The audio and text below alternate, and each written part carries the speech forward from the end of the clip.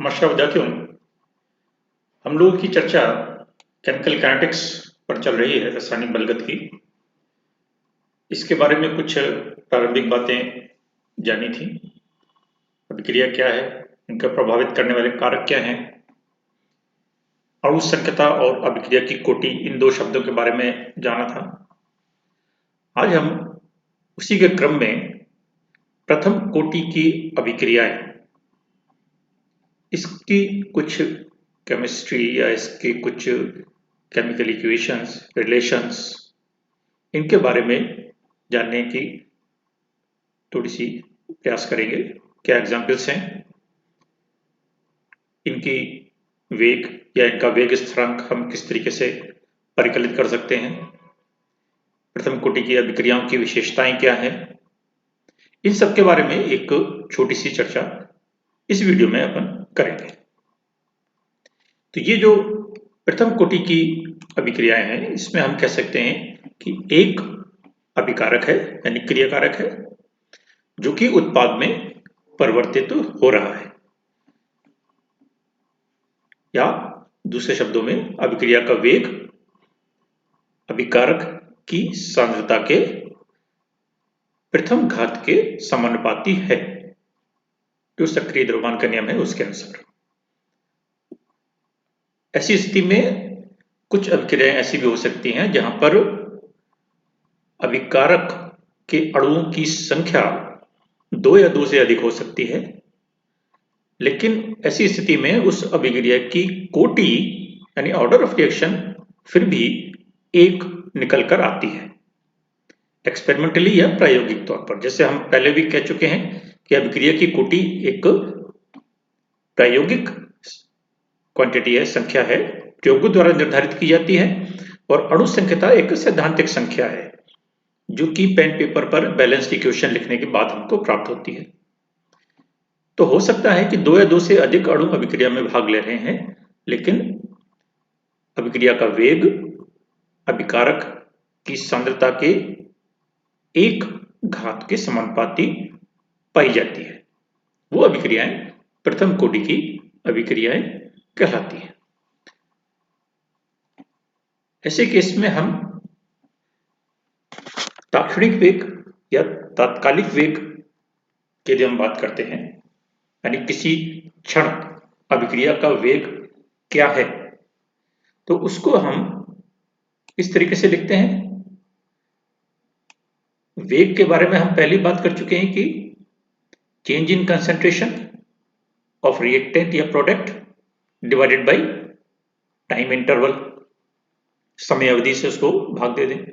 तो ये जो ब्रैकेट में हमने कंसंट्रेशन ऑफ ए लिखा है, ये बता रहा है अभिकारक की सांद्रता।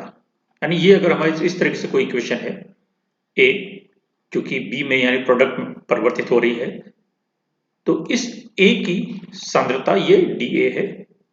तो अभिकारक की सांद्रता में परिवर्तन और उसको हम भाग दे दें समय अवधि से, तो वो उस क्षण अभिक्रिया का वेग या तात्क्षणिक वेग या तात्कालिक वेग कहलाएगा। और यहां पर हम माइनस लगाएंगे क्योंकि वेग नेगेटिव नहीं हो सकता, और समय के साथ अभिकारक की सांद्रता में कमी आ रही है, तो ये डी ए नेगेटिव होगा, इसलिए उसको पॉजिटिव बनाने के लिए हम यहां पर एक माइनस का साइन लगाते हैं। दूसरे शब्दों में मैथमेटिकली ये बताता है कि समय बढ़ने के साथ, क्योंकि टी नीचे है, तो समय बढ़ने के साथ अभिकारकों की सांद्रताओं में कमी आ रही है। तो प्रथम कोटि की अभिक्रियाएं हैं, उनके लिए हम ये दो रिलेशंस लिखते हैं। एक K1, K1 क्या चीज है? वेग स्थिरांक। प्रथम कोटि के लिए 1 लगा है, प्रथम कोटि के लिए वेग स्थिरांक। उसके लिए हम एक इस तरीके की डिफरेंशियल इक्वेशन लिखते हैं। सर ये क्या कहते हैं इसको, इंटीग्रल इक्वेशन लिखते हैं। इसको हम किस तरीके से निकाल सकते हैं उसको भी यदि हम देखें, तो यदि ये इस तरीके की इक्वेशन है कि A जो कि अभिकारक है और वो प्रोडक्ट में परिवर्तित हो रहा है P, ठीक है, तो ये प्रथम कोटि की अभिक्रिया है। ऐसी स्थिति में यदि हम ये मान के चलें कि किसी समय t बराबर 0 पर, यानी जिस समय अभिक्रिया प्रारंभ नहीं हुई है, ऐसी स्थिति में जो भी अभिकारक है A, उसकी सांद्रता है स्मॉल a, और प्रोडक्ट की सांद्रता कितनी हो जाएगी? 0 है। तो ये कब है? At time t equal to 0, यानी इनिशियल स्टेट। और एट टाइम t बराबर t, अर्थात ऐसे समय कोई एक निश्चित समय अवधि बाद, 2 मिनट बाद, 4 मिनट बाद या कुछ सेकंड्स बाद, कुछ अभिकारक उत्पाद में परिवर्तित हो जाएगा। मान लीजिए X प्रोडक्ट बन गया, प्रोडक्ट की सांद्रता X है। तो ये X बनने का तात्पर्य है कि इतना ही अमाउंट रिएक्टेंट या अभिकारक में से कम हो गया। तो कम हो गया तो कितना बचा? A minus x.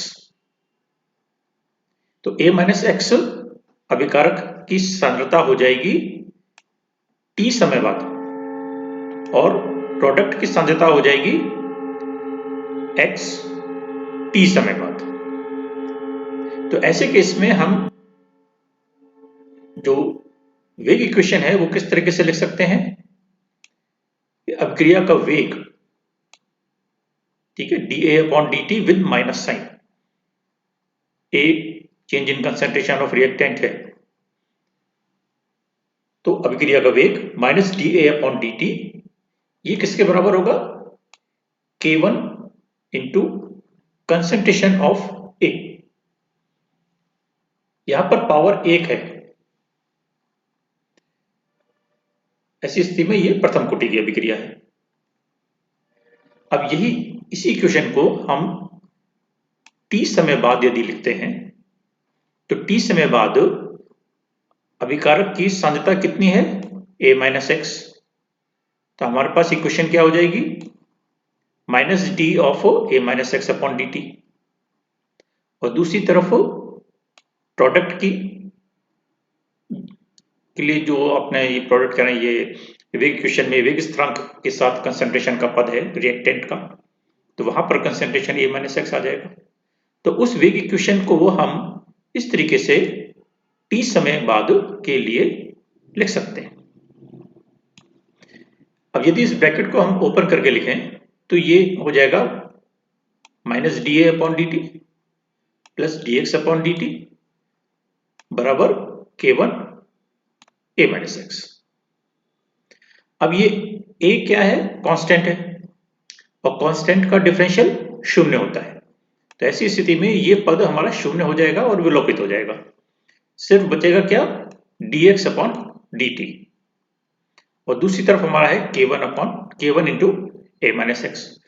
तो ऐसी स्थिति में हमारे पास ये एक इक्वेशन निकल के आ जाती है कि dx/dt बराबर K1 into A minus x. कहीं पुस्तकों में आपको ये समीकरण सीधी लिखी हुई भी मिल सकती है, तो उसको हम इस तरीके से निकाल सकते हैं। ये कहलाती है डिफरेंशियल रेट इक्वेशन या अवकलित वेग समीकरण। किसके लिए? प्रथम कोटि की अभिक्रिया के लिए। तो यहां से ये अभिक्रिया का वेग है, और ये अभिकारक की या क्रियाकारक की सांद्रता है। तो यहां पर हम कह सकते हैं कि किसी भी अभिक्रिया का वेग, किसी भी से तात्पर्य प्रथम कोटि की है, यहां से अभिक्रिया का वेग क्रियाकारक की सांद्रता के समानुपाती होता है। तो ये हम प्रथम कोटि की अभिक्रिया के लिए यहां से कह सकते हैं और निकाल सकते हैं। इसी इक्वेशन को या समीकरण को यदि हम थोड़ा सा रीअरेंज करके लिख दें, यानी आगे पीछे करके लिख दें, मैथमेटिक्स में ये एक सामान्य प्रक्रिया है, और फिजिकल केमिस्ट्री में भी हमको ये बात ध्यान में रखना है कि हम समीकरणों को रीअरेंज करके लिख सकते हैं। तो ऐसी स्थिति में यदि हम इस ऊपर वाली इक्वेशन को रीअरेंज करके लिखें, तो हम dx के साथ A माइनस एक्स लिख दें, यानी dx/A माइनस एक्स, और इस t को K1 के साथ लिख दें, तो इस इक्वेशन को हम इस तरीके से कुछ रीअरेंज करके लिख पाते हैं। अब ये dx upon a minus x, इसका यदि हम डिफरेंशियल करें तो मैथमेटिकल कॉन्सेप्ट यदि आप ध्यान में करें तो इसकी वैल्यू होती है log x या ln x, और लेकिन यहां पर ये माइनस साइन और आएगा तो इसलिए minus ln of a minus x, ये इसके डिफरेंशियल की वैल्यू हो जाएगी। और दूसरी तरफ ये हो जाएगा k1t, और ये एक कांस्टेंट आ जाएगा, ये कांस्टेंट कहलाएगा इंटीग्रेशन कांस्टेंट। यदि आपको मैथमेटिकल कॉन्सेप्ट ध्यान में है तो जब भी हम किसी इक्वेशन का इंटीग्रेशन करते हैं तब उसमें एक कांस्टेंट भी लगाते हैं, तो वही कांस्टेंट यहां पर ये c है। इस कांस्टेंट की वैल्यू भी निकाली जा सकती है। किस तरीके से कि यदि t बराबर 0 है, अर्थात अभिक्रिया प्रारंभ नहीं हुई है, ऐसी स्थिति में x बराबर 0 है, यानी उत्पाद नहीं बना है, तो इस t बराबर 0 और x बराबर 0 इन दोनों को हम इस इक्वेशन में रख दें। तो यहां पर x बराबर 0 रखेंगे तो क्या रह जाएगा, minus ln upon minus ln a, और यहां पर t बराबर 0 रख देंगे तो ये पूरी क्वांटिटी 0 हो जाएगी, सिर्फ रह जाएगा c। तो ऐसी स्थिति में हमारे पास कांस्टेंट का मान आ जाएगा c बराबर माइनस ln a प्रथम कोटि की अभिक्रिया के लिए। इस इक्वेशन को आप या इस रिलेशन को यहां पर रख दीजिए c की जगह पर, तो हमारे पास संबंध क्या आ जाएगा, minus ln a minus X बराबर k1t और माइनस ln a। ठीक है, इसी को अब हम थोड़ा सा रीअरेंज करके लिखें तो ln a को इधर की तरफ ले आए तो ये पॉजिटिव में हो जाएगा, तो हम किस तरीके से लिख सकते हैं, ln a minus ln a minus x equal to k1t। ये हम इस तरीके से रीअरेंज करके थोड़ा सा सॉल्व करने का कोशिश करेंगे। और ln a minus ln b ये बराबर होता है ln a अपॉन b, तो इसको हमने और छोटे रूप में लिख दिया ln a upon a minus X बराबर k1t, या इस t को नीचे ले आए तो ये हम लिख सकते हैं कि k1 बराबर क्या हो जाएगा, 1 अपॉन t, और दूसरी तरफ ln a upon a minus x. तो हमारे पास प्रथम कोटि की अभिक्रिया के लिए संबंध आया, वेग स्थिरांक के लिए k1 वेग स्थिरांक है, k1 बराबर 1 upon t dot ln of a upon a minus x. अब यहां पर ये नेचुरल लॉग है, इसको हम कॉमन लॉग में कन्वर्ट कर सकते हैं। क्या करना पड़ेगा, 2303 से मल्टीप्लाई करना पड़ेगा। तो ऐसी स्थिति में हम इस इक्वेशन को थोड़ा सा चेंज करके कॉमन लॉग के रूप में लिख सकते हैं 1 upon T 2303 log of a upon a minus x. ये इंटीग्रेटेड रेट इक्वेशन कहलाती है या समाकलित वेग समीकरण कहलाती है। इसी इक्वेशन को हम थोड़ा सा और रीअरेंज करके लिखें, किसको, ये जो हमने इक्वेशन निकाली है इसको थोड़ा सा और चेंज करके लिखें तो हम इसको किस तरीके से लिख सकते हैं, log of a minus X बराबर minus k1 upon 2303 into T plus log a। ये आपके लिए एक्सरसाइज है, घर पे करके देखिएगा।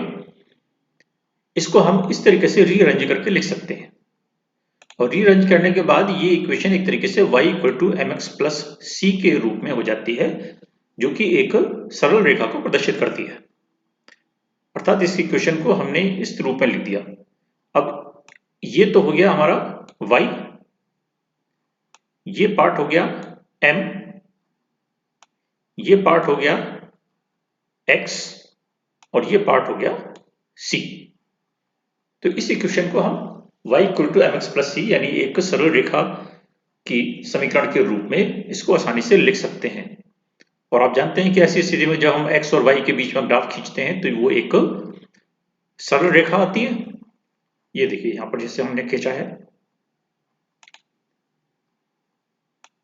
x एक्सिस पे हमने क्या लिया, y एक्सिस पे क्या लिया, log a माइनस एक्स। ठीक है, ये हमने लिया यहां पर y log a minus x और t लिया x एक्सिस पर। तो यदि हम x और y के बीच में ग्राफ खींचते हैं तो इसका जो स्लोप है या ढाल जिसको हम बोलते हैं वो फिर किसके बराबर होगा, m के बराबर। और m क्या चीज है, माइनस के अपॉन 2.303। यानी इसका यदि ढाल या स्लोप पता है तो उसको हम इस माइनस k1 अपॉन 2.303 के बराबर रखकर k1 या वेग स्थिरांक की गणना कर सकते हैं। तो ऐसी स्थिति में हमको प्रथम कोटि की अभिक्रिया के लिए वेग स्थिरांक का मान प्राप्त हो जाता है। इसके यदि हम कुछ एग्जाम्पल्स देखें तो जैसे देखिए ये सारे एग्जाम्पल्स प्रथम कोटि की अभिक्रिया के लिए हैं। ये सारी हमारी अपघटन की अभिक्रियाएं हैं। यहाँ पर आप देखिए कि नंबर ऑफ मॉलिक्यूल्स ज्यादा हैं, लेकिन फिर भी ये प्रथम कोटि की अभिक्रिया कहलाती है। यहाँ पर भी देखिए 2 मॉलिक्यूल्स हाइड्रोजन पेरोक्साइड के हैं, लेकिन फिर भी ये प्रथम कोटि की अभिक्रिया है। यहाँ पर इथाइल एसीटेट का एक अणु और जल का एक अणु, तो टोटल 2 अणु हो गए, अर्थात अणु संख्या इसकी 2 हो गई, लेकिन फिर भी ये प्रथम कोटि की अभिक्रिया है। यहाँ पर भी 2 अणु हैं, अणु संख्या 2 हो गई, लेकिन अभिक्रिया की कोटि प्रथम है। तो इसलिए ऐसी कई अभिक्रियाएं हमको मिलेगी जहां पर अणुओं की संख्या यानी अणु संख्या अधिक होगी, लेकिन अभिक्रिया की कोटि का जब हम निर्धारण करेंगे प्रयोगों द्वारा तब वो एक निकलती है। तो ये प्रथम कोटि की अभिक्रिया के लिए कुछ रासायनिक समीकरण हैं।